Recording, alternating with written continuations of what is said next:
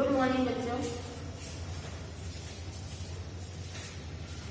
हम संविधान निर्माण के बारे में और भारतीय संविधान के संबंध के चर्चा में संविधान के निर्माण के बारे में चर्चा कर रहे हैं। ठीक है, तो आज हम आगे इसमें संविधान का निर्माण कैसे हुआ, संविधान सभा के संविधान निर्माण में किन सदस्यों का योगदान था और संविधान सभा का प्रारूप क्या था, इसके बारे में हमने चर्चा की थी। आज हम चर्चा करेंगे कि संविधान के बारे में, भारतीय संविधान के बारे में, क्या संविधान सभा एक प्रतिनिधिकारी इकाई थी या क्या संविधान सभा संप्रभु इकाई थी या क्या संविधान सभा वकीलों का स्वर्ग थी। इन 3 बिंदुओं पर प्रकाश डालेंगे। संविधान सभा का प्रारूप के संदर्भ में जैसे मालूम है कि हमारे भारत देश का संविधान 2 वर्ष 11 माह 18 दिन में बनकर तैयार हुआ। उस समय हमारे भारतीय संविधान के निर्माण में 64 लाख रुपए खर्च हुए।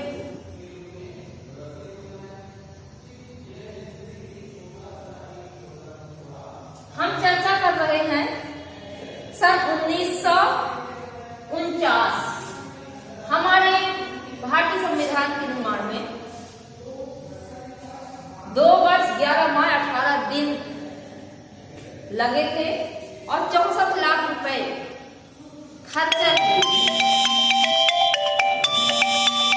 और ये कहें कि भारतीय संविधान में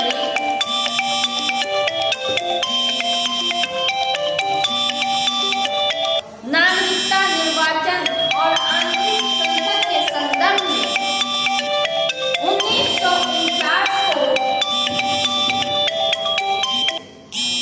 संविधान लागू हो गया, लेकिन कुछ स्थायी और शेष उपबंधों के बारे में हमारे संविधान ने 1950 में क्या किया, अपना संविधान लागू कर दिया। इसीलिए 26 जनवरी 1950 को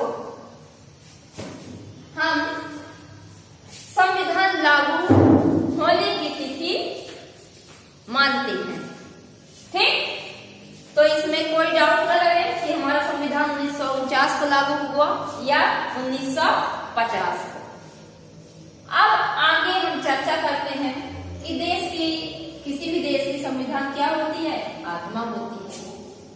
लेकिन कुछ संदेह युक्त बातें उठी हमारे भारतीय संविधान के बारे में कि क्या संविधान सभा एक प्रतिनिधि इकाई थी।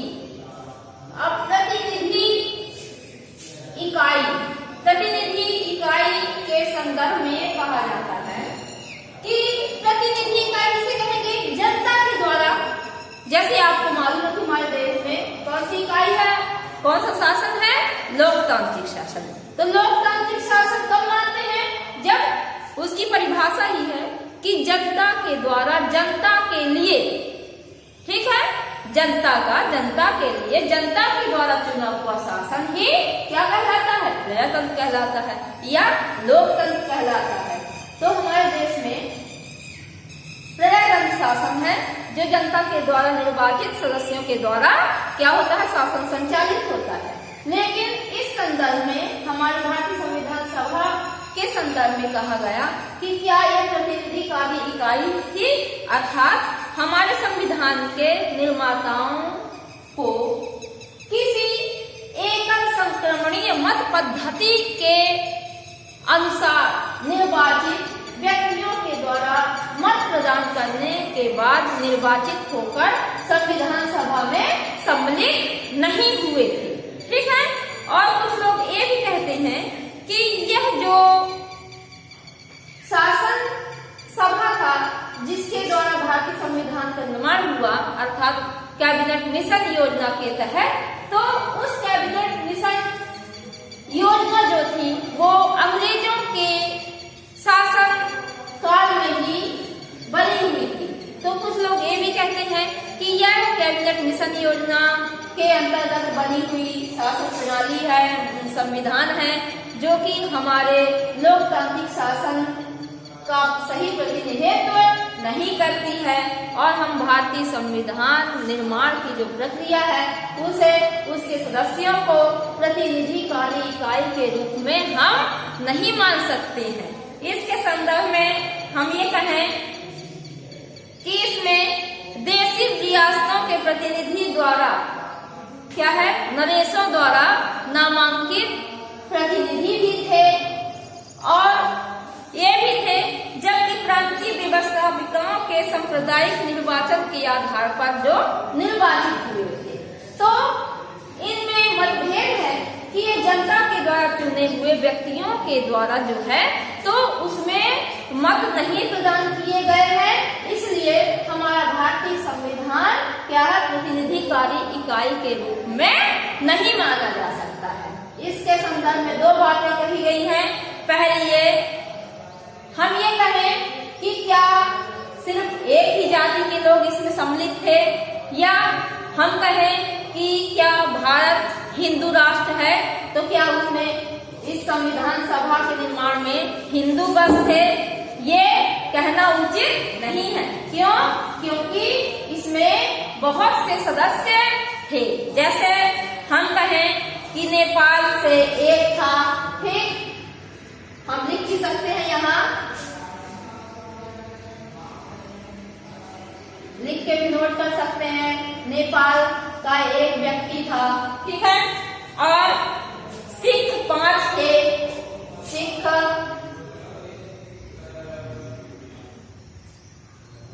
धर्म के अनुयायी कितने थे? 5।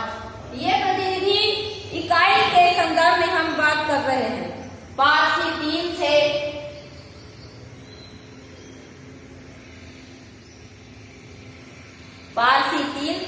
ईसाई 7,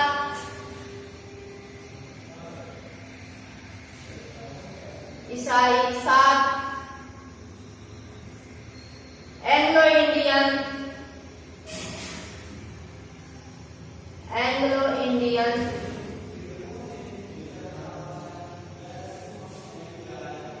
इंडियन 3 थे, पिछड़ी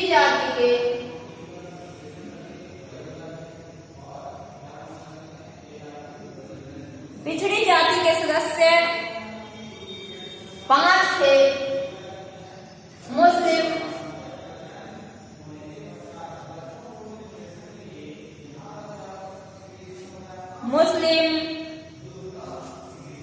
31 थे,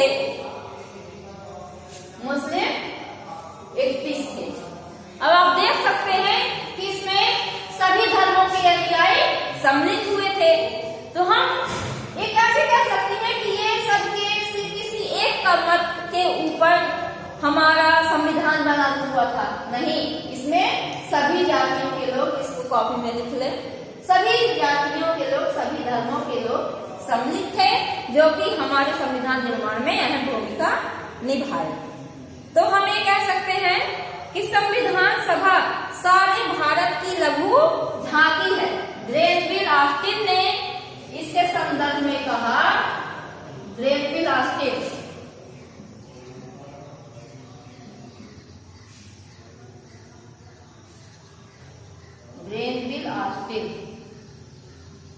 हम सिर्फ चर्चा कर रहे हैं क्या संविधान सभा एक प्रतिनिधिकारी इकाई थी।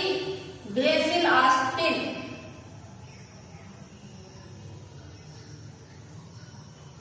इन्होंने भारतीय संविधान को एक सारे भारत की लघु झांकी के रूप में कहा।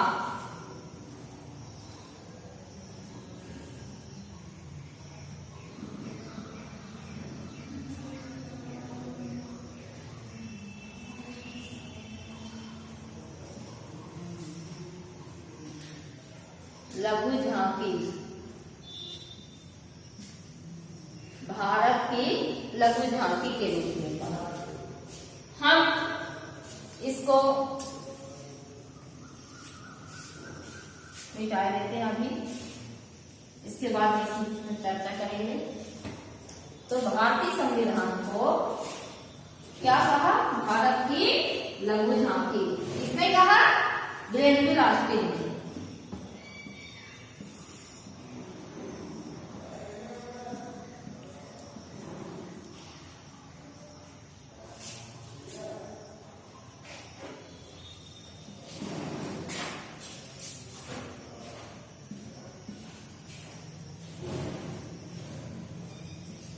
लघु झांकी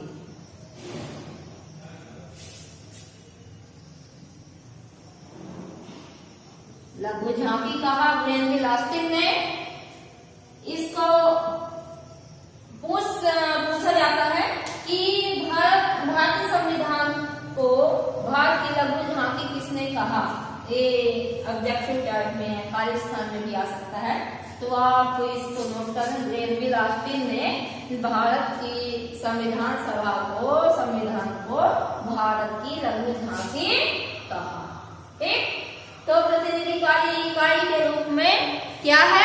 हम कह सकते हैं कि भारतीय संविधान सभा में व्यक्तियों जो सम्मिलित थे सदस्य, तो उनके बारे में कहा गया कि इसमें व्यक्तियों संविधान किसी जनता के द्वारा चुने हुए व्यक्ति नहीं थे, इसलिए इसे प्रतिनिधिकारी इकाई नहीं माना जा सकता है। तो ऐसा नहीं है। हम इसके संदर्भ में दूसरा दृष्टिकोण ये भी कहा गया है कि जनता का कोई भी ऐसा वर्ग नहीं था जिस संविधान सभा में प्रतिनिधित्व न प्राप्त हो। ठीक है, तो कोई भी यहाँ से देख सकते हो कि नेपाली भी थे, सिख भी थे, पारसी, ईसाई, एंग्लो इंडियन, पिछड़ी जाति और मुस्लिम वर्ग के भी व्यक्ति इसमें सम्मिलित थे। तो हम सिर्फ ये कह दें कि यह प्रतिनिधिकारी इकाई नहीं थी, तो ये कहना उचित नहीं है। ठीक, तो हम इसमें चर्चा किए कि क्या संविधान सभा एक प्रतिनिधिकारी इकाई थी। अब अगले हम चर्चा करेंगे कि क्या संविधान सभा एक संप्रभु इकाई थी।